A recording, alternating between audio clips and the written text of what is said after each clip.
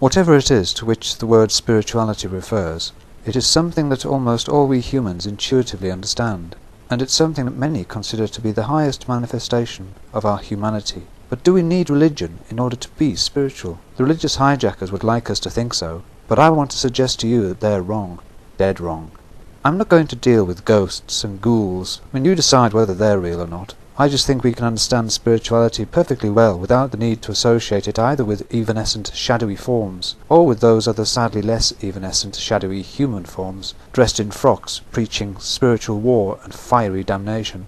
For me, that's just a socially expensive form of silliness, really. So what's the groundbreaking revelation about spirituality that's going to free it from the bony grip of the religious clerics? Well, let's start by putting you in the spotlight. If you answer yes to one or more of these questions, then I think you're going to see very easily what spirituality is. Number 1. When you walk into a room, do you ever sense an atmosphere? Number 2. Do you know what I mean when I say that walking along a deserted countryside lane at night evokes a very different feel to it than walking along a noisy city street during a normal working day? Number 3. Have you ever had a sense of there being something not quite right with a friend when you've spoken to them, something that you sort of intuit is wrong, even though they've not actually said anything specific? Can you see where I'm going yet? Can you smell the fresh air entering the dusty cloisters? If not, let's take this a step further. 3 more questions for you. Question number 4. If we said there was a scale of spirituality from 1, the least spiritual person you've ever met, to 10, the most spiritual person you've ever met, are you able to place at least 2 people at different ends of this hypothetical scale? Number 5. Do you know what I mean when I say that there are some people who are able to sum up a situation much better than other people? People who seem to holistically assess and soak in the very essence of a historical event or a personal experience? And finally, number 6. Is it meaningful for me to suggest to you that you're likely to know at least one person who is the most selfless, non-egocentric, non-judgmental, understanding, compassionate, fair, and naturally intelligent person that you can think of? Well, how did you do? If there was not a single yes in response to these 6 questions, then I bet you're likely to be thought of as being perhaps a little sensory, facts-based, even unimaginative. Still an equally valid person, of course, but just not what most would call a spiritual person. However, if you've got a yes or several yeses, then I think that you've arrived at what I'm trying to say. We all know what a spiritual person is. It's someone who is characterized by traits like some of those mentioned above, an uncanny appreciation of other people's situations, a possessor of a natural form of intelligence and intuition that permits them to sum up situations in a few words, to almost breathe in the very essence of life, and distill it with humility and generosity to those around them, an inherent sensitivity to and respect for the dignity of each living thing. This person wouldn't be someone who preaches hellfire and brimstone, nor even a person who would necessarily stand out because they have a belief in God or even in the existence of another dimension. Spirituality is a word that sums up that most fine of all complexes within our so varied human nature. In addition, I believe that we all know what it means to talk about the spirit of a place. For instance, Stephen Fry featured in a recent documentary travelling around the United States. He was looking for the spirit of the South, which he found in Alabama and Kentucky, but when he went further south, into Florida, with its tower blocks, beautiful bronzed and muscled residents, competing on the glitzy beaches full of superficial glamour and transient values, he said that the spirit of the South was not to be found there. Florida for him felt much more like the northern states than that of the deep South. Now, have you got any idea at all what he's talking about? Of course you do. That's my point. If there had been no Abraham or Jesus, Brahma or Muhammad, you and I would still know what we're talking about. How come religion was able to wrap up these natural and seemingly spontaneous human cognitive processes into the word spirituality and claim it for itself? What happened is this. The natural ability of we humans to sum up external situations and events, as well as human and non-human behaviour, in an intuitive, holistic manner, is something that's so wonderfully complex to try and explain, and yet so natural and spontaneous, so common and frequently used, that it's the elephant in the room. It's something that nearly all of us possess from birth, and which develops as we accumulate more and more experiences. It's been hijacked from under our noses because we take it so much for granted. We seem to make fiendishly rapid and complex evaluations and judgments, seemingly without any mental effort at all. It's almost a gut reaction of feeling in your water or in your bones.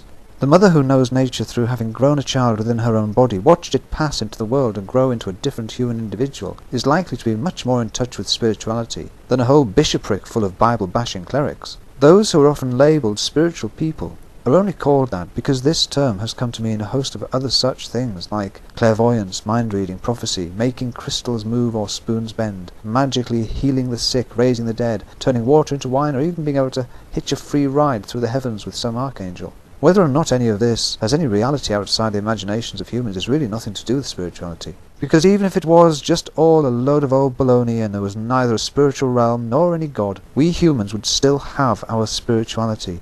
We would still be able to do all the things that we can do. We are our own spirituality.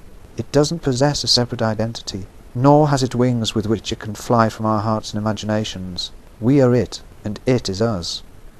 Perhaps the Mother Teresas, Mahatma Gandhis and Nelson Mandelas of the world are lucky in being publicized, mainly for the times when they were acting in the ways that we hero-loving, celebrity-hungry folk would call spiritual. I prefer to think that we're all equally capable of having times when we can act in this spiritual manner. It's a combination of nature, nurture, and plain old chance that decides whether you'll meet me on a day when I will impress you as a deeply gentle, kind, intuitive, understanding soul, or spiritual, means pretty much the same to me, or whether you'll meet me when I'm depressed and exhausted by everything going wrong around me, buckled by financial and health worries, short-tempered, myopic, and incapable of caring about, let alone noticing, the human suffering through which I'm wading with my big steel-toed boots, or unspiritual.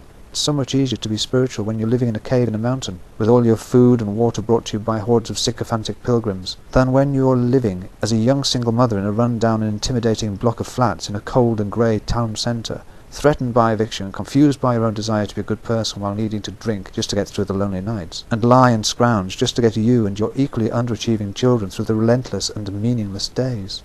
Spirituality is all about those wonderful times when a person can lie relaxed and full of imagination under a tree, see an apple falling to the ground, and as if from nowhere, come up with a theory of gravitation that opens up a whole new world of human knowledge and research. And so if I had to say who was likely to be more spiritual in the sense I'm using the word, would it surprise you if I was to think the great scientific minds, Newton, Darwin, Einstein, are more spiritual than the great religious minds, St. Paul, Augustine, and all the popes put together? Religion has hijacked spirituality, something it not only never owned, but looking at its books and histories so full of hatred and prejudice, violence and inhuman judgments, religion has never been, nor will ever be, justified in claiming any possession of it at all. It's perhaps one of the greatest ironies that religious clerics representing the three desert religions of Christianity, Judaism and Islam have ever been identified with spirituality. Perhaps, as they age, these religions mellow and become more spiritual. We see this in the many Jews who are still happy to be Jewish, even though they are self-professed atheists. Christians who are less interested in ramming the Immaculate Conception down your throat than ensuring that there's enough tea and cakes at the church fete. Muslims who are willing to float in the esoteric ether of their higher values than to try and reconcile any of this with the atrociously violent, misogynistic and prejudicial calls to jihad in their most holy of books. The further you get away from organized dogma, the more likely you are to be defined as a spiritual person. People who are more reflective, less hyper and preoccupied with the minutiae of our daily ups and downs, will always be thought of as more spiritual, whatever religion or lack of religion they identify themselves with. Spiritual is nothing except an aspect of human personality, and everything else is just made-up stuff, all fabricated by the holy men to maintain their social status and keep them in a job. They just slap the exorcisms and holy visions in for good measure, and we foolish audiences simply believe that if they can be the specialists in an invisible spiritual realm, full to overflowing with invisible spiritual entities, then that must be what spirituality and spiritual is all about. What a bunch of dafties we really are. Religion is not only the great hijacker, it's also the great taxidermist. It has taken the living, breathing being of spirituality and turned it into a fossilized facsimile, gathering dust in the museum of wasted potential and lost hopes. But all of us who are free to feel and think for ourselves, we know our spirituality is a source of wonder, a constant font of wisdom, the lens through which we can see and appreciate better and more fully the world around us.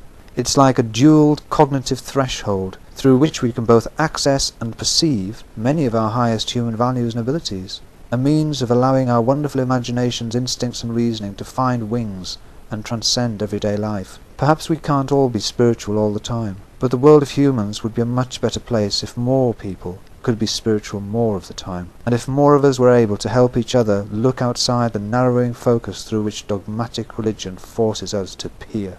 And my question to you is this: when next you need to seek comfort from either a spirit in a bottle or a spirit in a robe, why not reach inside yourself, and there, just below the surface, you'll find all the spirituality you could ever need.